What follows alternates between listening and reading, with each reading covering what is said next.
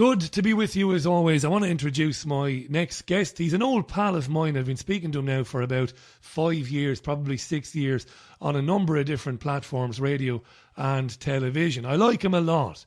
I think he's pretty courageous. There are things that we may disagree on, probably not tonight. There are things we won't get into tonight. But he talks a lot of sense. And as I said earlier on, he's to be regularly heard on mainstream, national and local radio and television here in the United States. He's a wealth manager. His company is Jonathan Davis Wealth Management. He's a chartered financial planner and he advises private clients.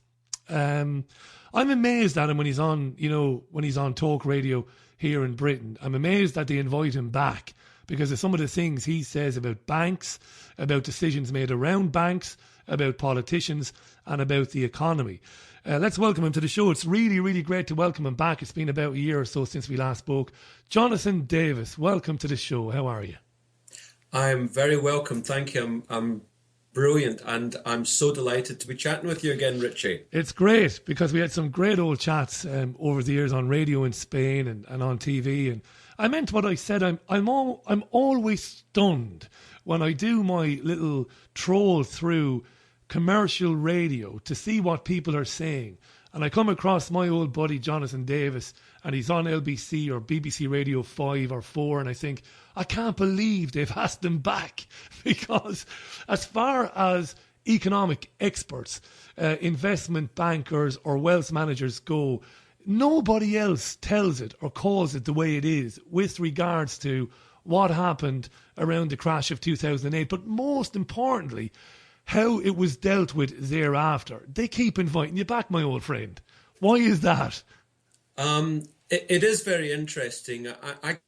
I can't think of anyone who's in the media in the UK who says it like it is. I mean, you've got the publication Money Week, which you probably know, which takes some extreme positions on certain things, and that's got a good following. That's a subscription magazine or journal. But actually, in the broadcast media, there's no one else who's saying it as it is.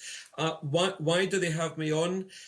Sometimes it's because they want someone on who will give a diametrically opposing view or position to the mainstream. But, you know, there's a fair number of producers or bookers, researchers out there on radio shows and TV programs who actually get it. Whether or not their corporate bosses allow them to have people of my ilk on very often, I suspect the answer is not. But because there's a lot of people who know who I am and what I've got to say, I guess the numbers are such that I do quite a bit of this. If I was only, say, doing stuff in, say, for example, London, I wouldn't be doing a great deal, but I'm doing it nationally, and there's lots of TV and radio up and down the country, so I do quite a bit. Yeah, it's brilliant. And as I mentioned earlier on, there may be points of view and opinions Jonathan holds that some of our listeners might not agree with, but as I said, they're his own, and they're his own researched opinions, and I'm not making any apologies for them, and I'm not saying they're wrong. We all have our opinions. But like I said, I was intrigued by him when we first began speaking on Talk Radio Europe some years ago. And Jonathan was the only person I could find who was saying, and correct me if I'm wrong, Jonathan, but my memory is pretty good. Jonathan was saying, do not bail out these banks. Do not recapitalise these banks the way you're going about it. Jonathan predicted that they would not reinvest back into communities, back into small businesses. Jonathan was all for bailing people out, not bailing banks out. And at the time, there were many in the alternative media saying that, but there was nobody in the mainstream saying it. I've pretty much accurately summed up what we were talking about back then, haven't I? Largely. Absolutely. They painted it that we had to borrow literally thousands of billions of dollars or pounds or euros, whatever, from the next generation, and God help them from the generation after that. And we had to hand it to reckless borrowers and crooked bankers. Well, we didn't have to do that. And I can tell you, and your listeners will not know about this because little is known about this, because I would assert that, quote, they, unquote, don't want us to know. But, everyone knows about the 1930s depression. But you know what? There was at least as bigger depression in the early 1920s. But you know why we don't know about it? Because Warren G. Harding, who took over from Woodrow Wilson, the president in the US, neither of them intervened.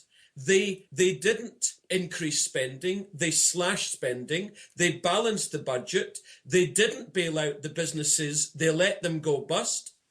They didn't slash interest rates, they didn't intervene, and you know what? From a position where they had gone from 4% unemployment to 12% rapidly, where the GNP, the economy of the US, fell between 15 and 25%, according who you speak to. This is huge. Do you know what?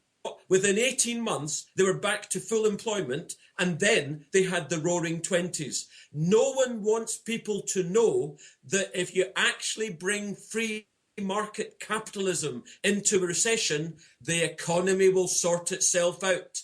And your listeners certainly don't want to know that, but that is the truth. And that is what people should be focusing on. Free market capitalism, not intervening, and certainly not bailing out failed businesses.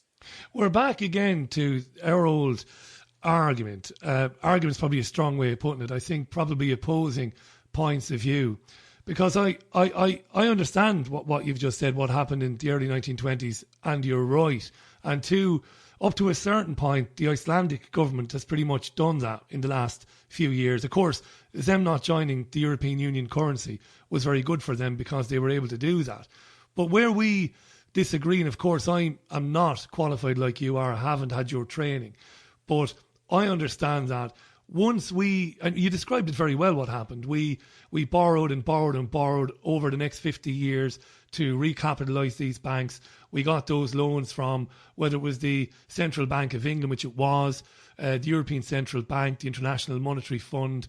What I've always argued is that our biggest problem is we've given power away to a tiny, tiny, tiny amount of people who own these central banks and who basically loan money to countries at interest, money that's invented out of thin air, whereas countries shouldn't be doing that. Countries shouldn't be borrowing money. They should be issuing currency debt-free.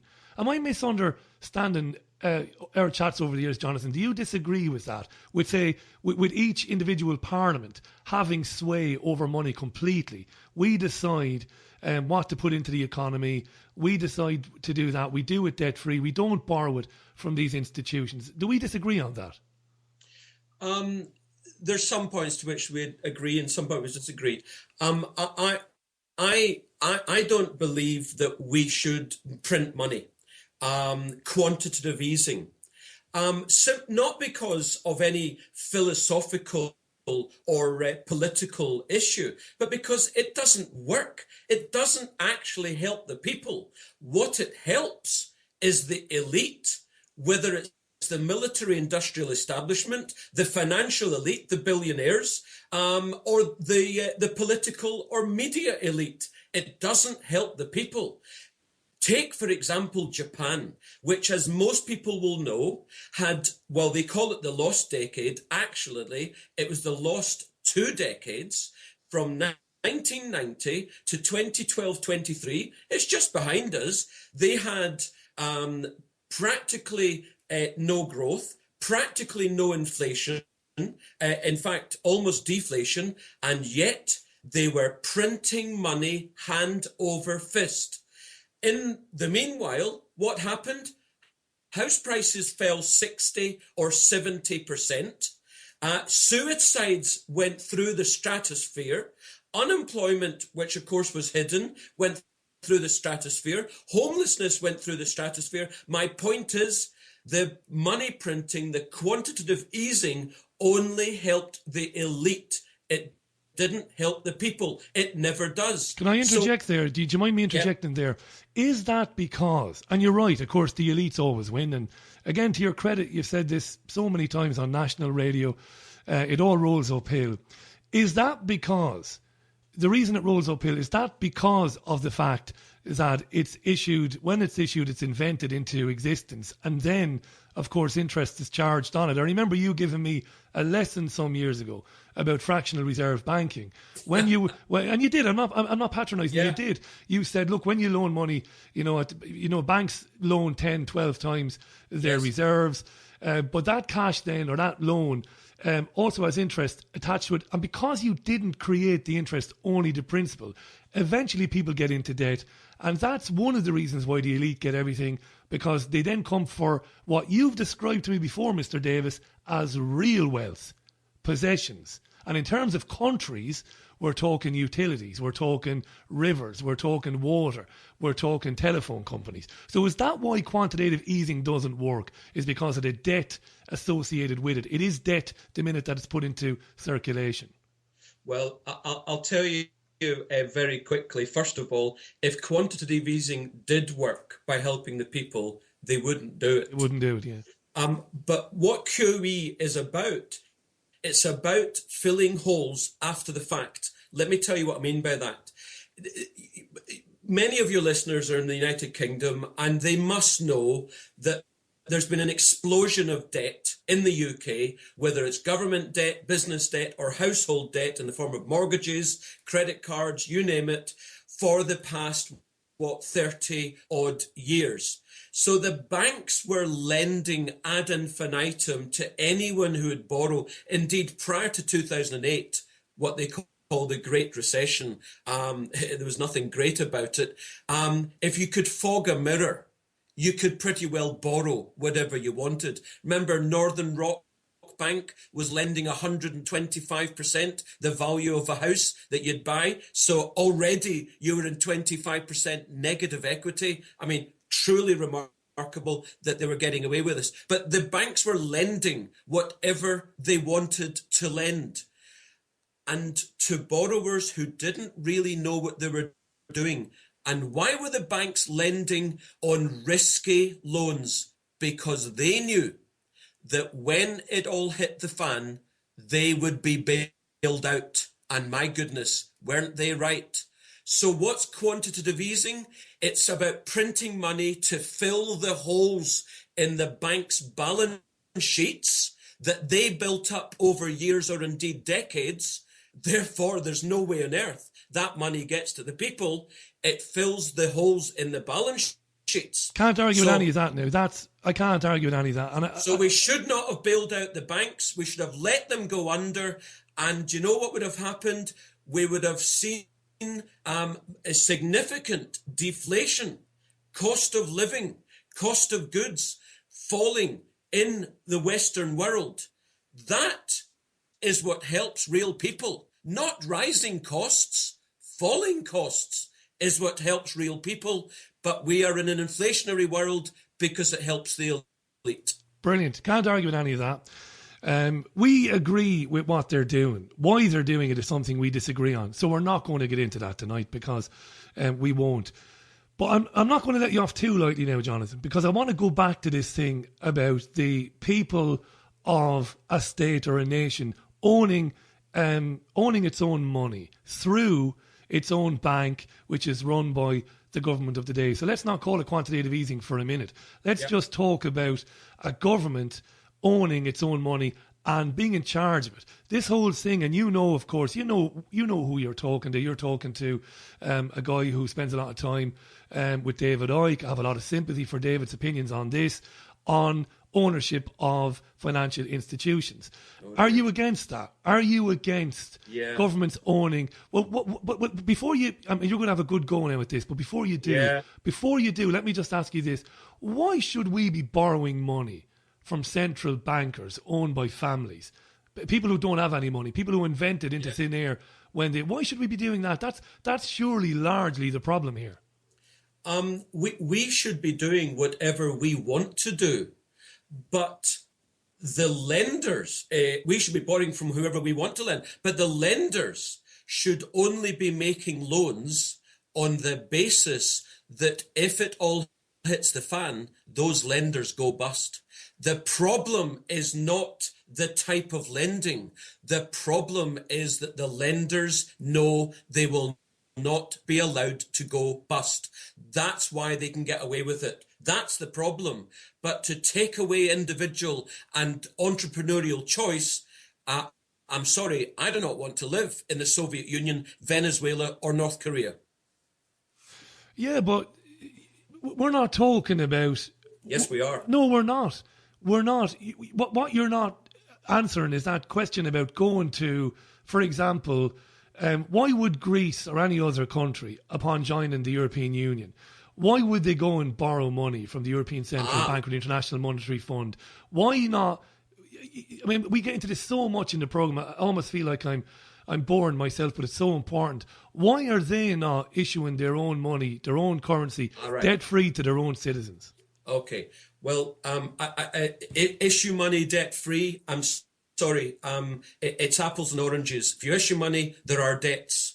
I can't remember the chap's name, but a very famous guy in the 70s said, ultimately, every penny of every debt has to be repaid, if not by the borrower, then by the lender. Now, looking at Greece, now people can consider that statement. Looking at Greece, Greece should never have been bailed out in 2012 because, of course, it wasn't bailed out. The lenders to Greece, the German banks, the French banks, they were the ones that were bailed out.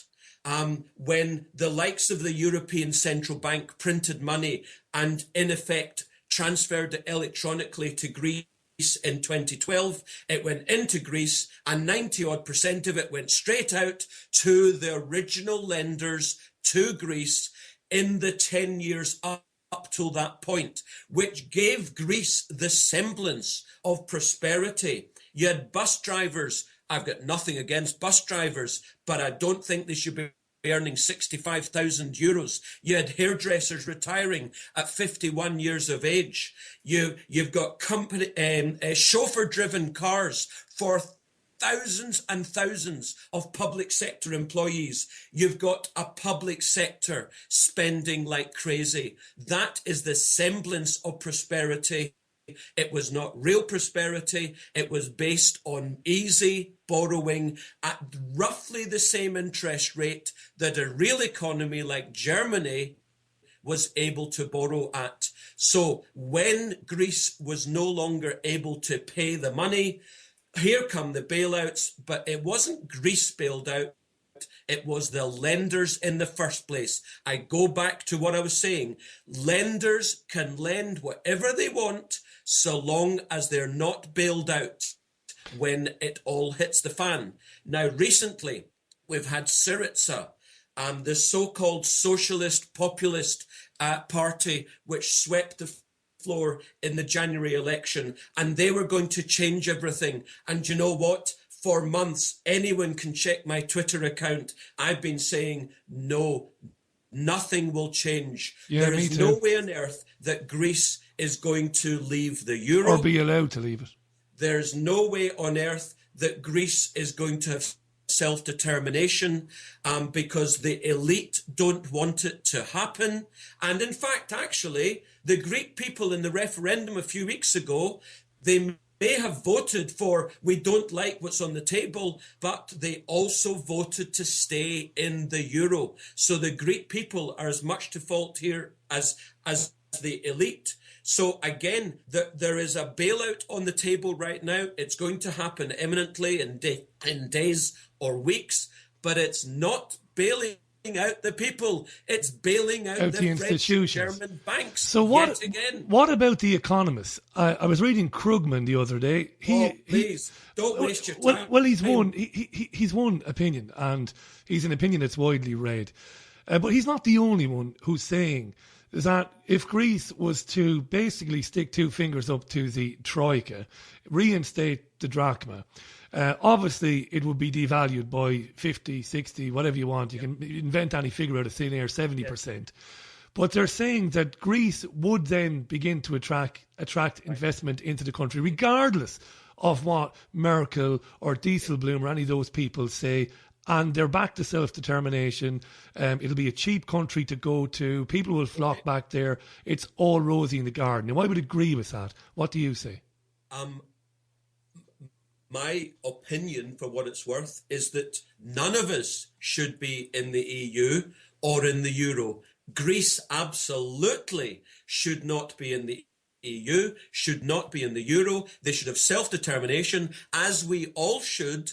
But the thing is, if they leave the Euro and the EU, either they continue being socialist, which means basically money funneling up to the elite, as socialism actually is, and the people are shafted as usual, or they grow up, they slash their public sector spending, they hike their retirement ages, they keep their borrowing down to a minimum, they cut their cloth according to their finances, and so on. If they do that and bring in free markets, then I tell you, Greece would be an amazing economy, offshore manufacturing, as you say, exporting, tourism, the works. It would have it all. But the Greek people will never vote for free market capitalism. It never has, and as far as I can see in my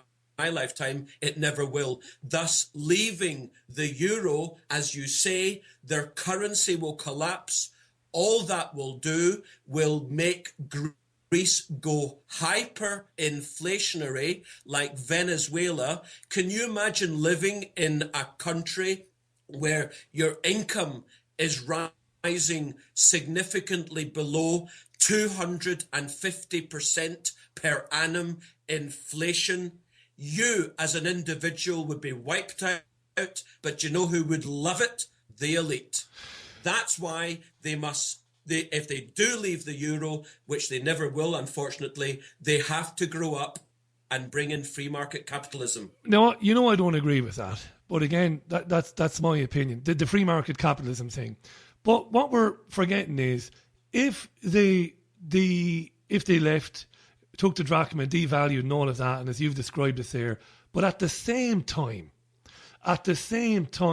renationalised all this stuff that has been given to the elites, as we call them, as a result of the long-term plan that these institutions have for European countries, which, as I've always believed, is to get them up to their absolute necks in debt, because then you can go and collect the real wealth. Now, we've spoken to guys on this programme before, some of them very credible guys like John Perkins, who used to work for the US government back in the 1970s, getting Central American countries into debt for this very reason. Because when they couldn't pay that debt on money that never existed, money that was loaned into existence, you could then go to those countries and give Nestle or ExxonMobil their utilities and all of that. So I've always contended that's why they've done what they've done. So alongside devaluing the drachma and getting back to managing their own money supply, if they were to take back what was given away corruptly and illegally, that's just something else that must be positive for Greece if they were to do that. I am absolutely not disputing that take a household. If a household has borrowed so much money and then they can't pay it back, the bank takes the house. I'm not disputing that Latin American countries, African countries, Greece and Spain and Portugal and Ireland, you name it, I'm not disputing that they had loans rammed down their throats in order eventually for the multinational corporations to take over. But come on, let's be serious.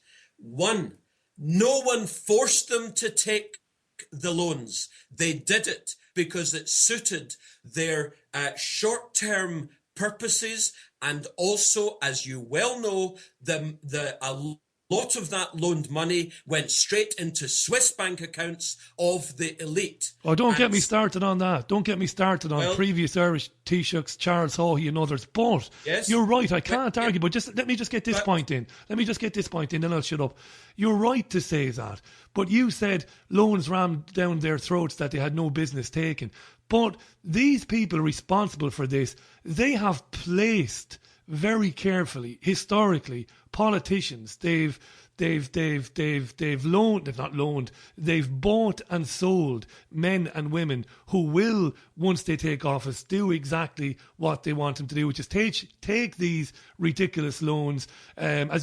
Jesus, Jonathan, nobody knows. You're absolutely right. Nobody knows better than me as an Irishman about the corruption and the cronyism in the 70s and 80s in Ireland, when millions of money, again loaned into existence, was going into Ireland from the European Union, and it was recklessly spent, misspent and all of that. But the people who signed those agreements were people placed there carefully by the elite to do that very thing. And that's not conspiracy theory.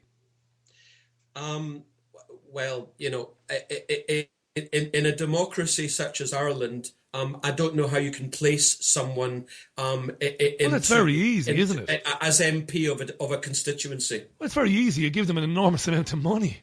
It's what democracy is all about. Those with the most money are the ones who sit around the table. Okay. You know, we can argue that to the cows go home. You might be right. I might be right. Now to the question of whether or not Greece should leave the EU, leave the euro, and then renationalise everything. May I ask you a question? Of course. Would you tell me an economy, any economy in history, anywhere in the world, at any time in history, where large-scale socialism has actually worked? Venezuela. Excuse me? Venezuela, in the last few years, renationalising its oil. The mainstream media are not reporting on it. They won't. They'll tell you all sorts of lies. What's the inflation rate in Venezuela? It's very high. I won't argue that. It's very high. But it doesn't happen overnight, Jonathan. I cannot believe you just said that to me. Anyone should simply Google Venezuelan economy, and they will see very easily that on the absolute contrary to what you just said, Venezuela is a hell on earth. Everybody knows about you can't buy a toilet roll because they've run out of toilet rolls. If you go into a shop, there's nothing on the shelves. You can't fill your car up with petrol. Basically, there is no life for anyone except those in the top 2 or 3%. And that's what the mainstream media and that's what Western governments and democracies want us to believe. Oh my goodness. But there's a different story being told by people in the country, by NGOs and by others. Yes, inflation is high there, but renationalising its assets that were stripped out of that country by the United States, by the CIA and others. Yeah, it's a slow process. Yeah, there are problems with it.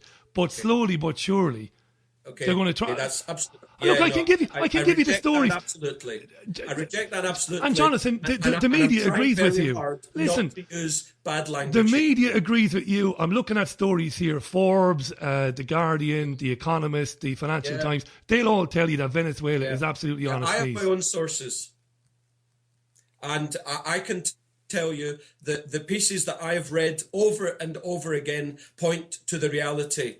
I don't read Forbes. I don't read the Financial Times very much. I know what these guys write about. They are crony capitalists, fascist, socialists. To me, there's not much difference, actually, with regards to how it affects the people. That you can say that Venezuela has the opportunity to do well by its people. You are deluded if that's what you think. Well, explain to me how it's a good idea. I mean, I could quote Alex Scott Samuel, Liverpool University. He's written for years about the devastating effects of privatising a country's real assets, its real wealth. Like I said, it's water, it's rail, its utilities. You explain to me how that's a good thing, how it can be of any benefit to a country to sell what it owns to multinational corporations, many of them existing and originating in other countries. How is it a good thing? It's never proven to work.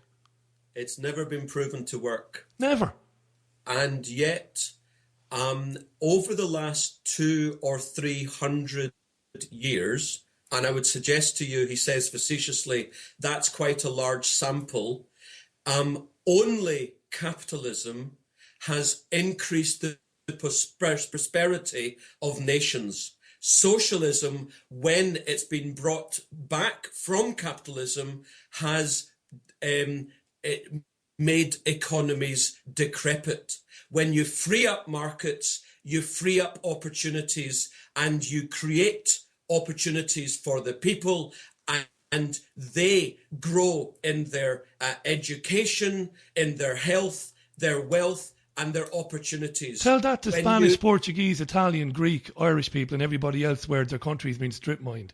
Tell them that strip mining their assets and selling them to multinational corporations has in fact resulted in things getting better for them, improving their education, improving this, improving that. It doesn't work, Jonathan. And forget socialism. I'm not saying socialism will work. I'm not saying that. You're making the standard misassumption or misinterpretation of what is capitalism and what it isn't. Everyone believes that what we have right now is capitalism. Nothing could be further from the truth. In capitalism, there's no way on earth that we would have bailed out those banks. In a similar way, we stopped bailing out the mines 30 years ago, 40 years ago. I hasten to say, Harold Wilson closed more mines than Margaret Thatcher. That's another story. But when you open up markets, you create opportunities for others, and not for the people of that country. Banks get away with murder. Literally, you don't get away with murder by laundering the funds of Mexican drug cartels, of manipulating interest rates, LIBOR, literally acting criminally, and not a single prosecution. This is not capitalism. And when you talk about Greece and Portugal and Spain, that was not capitalism. That was what we call cronyism. It's where governments borrow and borrow and borrow and buy people off and buy votes. And eventually it all hits the fan. And then who's bailed out? Not the people, but the lenders. And this is the point that I've been making in the whole discussion. Now, I've got dozens of tweets to read, so let me just get through a few of these and we'll move on. Joanne was on to say corporations have the majority say in economics. They pay off the governments. It's basically 5% elite versus 95% poor. Wayne was on to say money is not money was not a requirement. Wayne says money isn't a requirement for a culture to thrive. Many cultures had a no money system and thrived. Capitalism is enslavism, says Wayne. Don't jump in, Jonathan. I've got loads to read. Then you can jump right back in there. No way. It's the opposite. Well, hang on a second. No, there's loads. Now listen, stop now for a second. There's loads. Slaves. Yes, you can come back in a second. I've got loads to read. Clara was on to say, Jonathan is right. Banks made profitable, risky loans, knowing that governments would rescue banks if loans went sour. Mrs. Chester on Twitter says, I usually like your guests, but Jonathan is not on my favourites list, she says. JP was on to say the IMF is directly linked or is linked to the Rothschild banking cartel. Yes. Isn't the head of the IMF a female Rothschild? So stop bailing them out. We agree on all of that. We don't disagree on that. Stop bailing them out. Let me finish. It's always like this with you. Zero was on to say, there's a news item at the beginning. China stocks fall 8% Monday and continue on Tuesday. So if China can't sell stuff, when is the crash? Says Zero. We'll get to that maybe in a second. There's so many of them. Steve, what does Steve say? Moving up. Paul was on to say, Richie, Jonathan is right about Venezuela. There is hyperinflation in Venezuela. It's close to collapse. Yes, I didn't explain my point very well, and I'm not advocating socialism.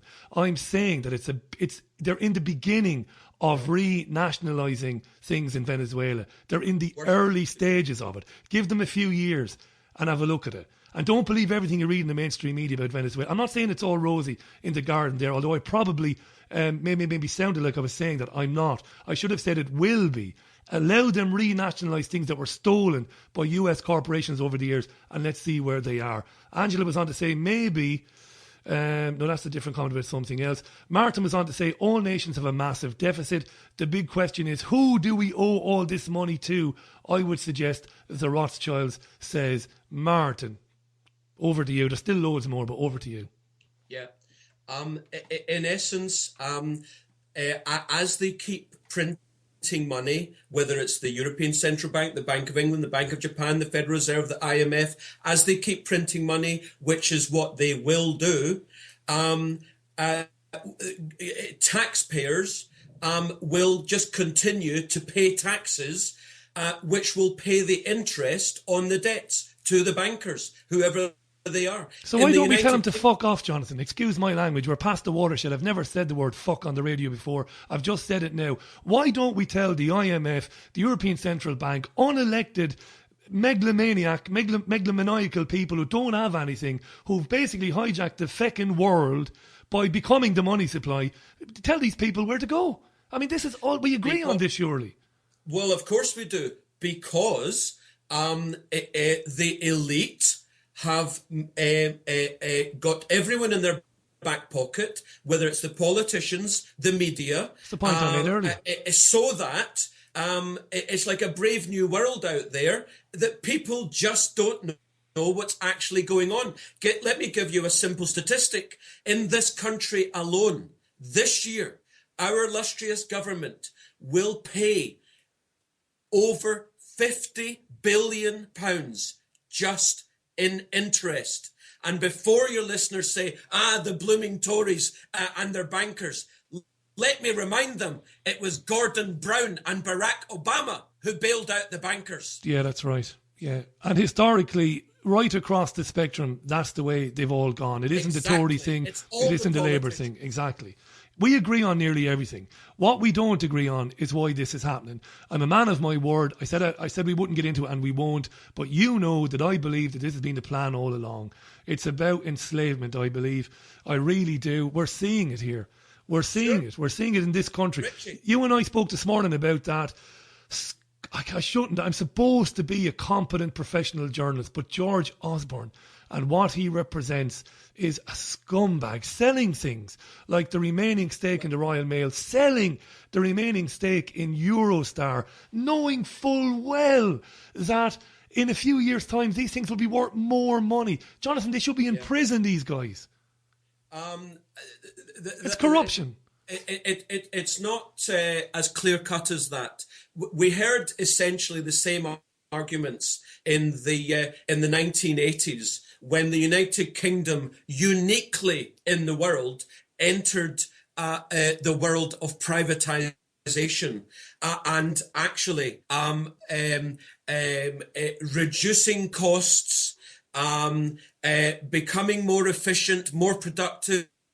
I can just about remember when if you ordered a phone from the GPO, you'd get it in 3 months' time, and it was rubbish. And look where we are now. I'm sorry, 30 years later, I would say to you, and we don't have time to discuss it, I would say to you it's proven without doubt that governments should not be involved in running businesses and organisations like that. And indeed, it was copied right around the world. Now, we can argue that to the cows come home. Yeah.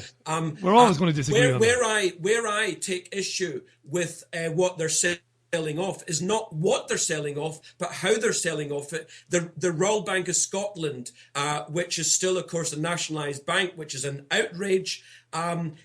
It's being handed to the city as a pure profitable sale. What they should instead be doing, in other words, cheaply, what they should be doing is auctioning it to the highest bidders. That's the way our government will get the maximum returns. And that is a travesty. But, you know, we have the government that we voted for. I didn't vote for them, by the way. People have to work. They have to work. You know, it's up to a government to provide viable work for people. No, that's not the case. It is. It should be the case. No, it should not. It should be the case. Exactly the opposite. Why else do you elect a government other than to provide employment, to provide heat, to provide light, to make sure things work? Why not, Jonathan? This is outrageous to me. Because it never works. It's never worked in human history. And the simple reason is, and you know, whether you like it or not, you cannot change human nature. And when you have people trying to direct other people, then it is never going to work for the people. When, however, you have governments getting the hell out, then I tell you, the people have got a chance to prosper. That has been proven time and time again throughout history. I disagree, because what you have is you have massive companies and corporations coming in, running companies, running businesses, pissing off when they want, destroying unions, that's my point. Forcing terrible working conditions on people. This is the problem. We argued on TV some time ago about regulation. You said there was too much regulation. I would say there isn't enough. Richie, that's my point. You wouldn't have the big companies running the show if the people ran the show. Because the governments run the show, they want to deal only with big companies. They want the superstate of the EU dealing with the multinationals. The governments do not want the people to be entrepreneurs and growing and developing. That's the issue. Are we talking about co-ops here? Are we talking about cities running co-ops? Are we talking about people running co-ops, running companies themselves? We've seen documentaries recently of companies in the United States that started up where everybody in the company had an equal share, whether you were the CEO or whether you were the person putting the bread into the ovens. I mean, is that what we're talking about? You know, a level of that. It might be. But what you're again saying is, can we find a structure which will work for society? No, we can't. Anytime you structure a society, I'm telling you, human nature takes over and the power and the money will be funneled upstairs. Whereas if you let the people run their own little world, get rid of regulations. Do you know what? I run a small business, a small professional practice.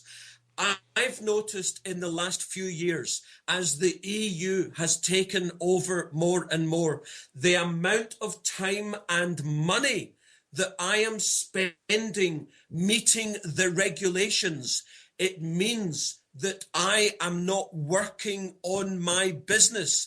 Whereas alternatively, as you know, I'm in the finance world. You look at the big banks. Let's say Barclays spends, I don't know, £100 million a year complying with the regulations. Richie, that is a drop in their ocean. The executives carry on drinking champagne Well, it could drive you to the wall. But that's my point. The regulators love big companies. I am over-regulated.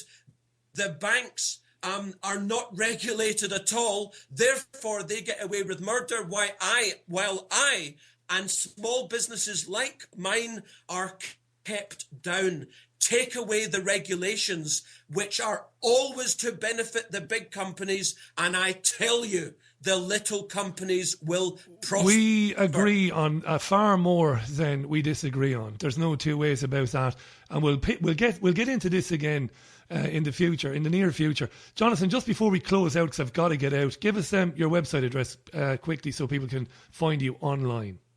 It's jonathandaviswm.com.